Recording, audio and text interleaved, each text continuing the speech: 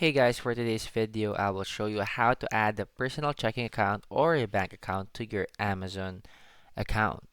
In the past videos, I showed you how to add a credit card or debit card in your Amazon account, and for today, I will show you how to add this type of bank account or your personal bank account to the Amazon.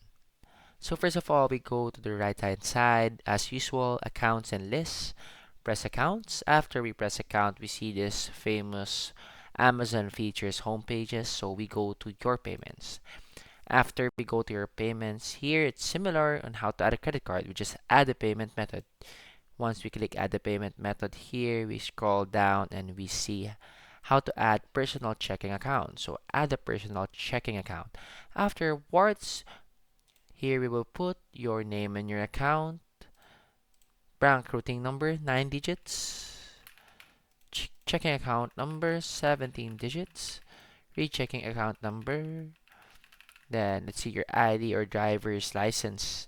Then just put state issued, from which state are you from, whether it's LA, AKL, New York. So add this checking account. Press this add this checking account. So that's all for today's video. That's how you add a personal checking account to your Amazon account. Once again, thank you for watching and I hope you enjoyed the tutorial.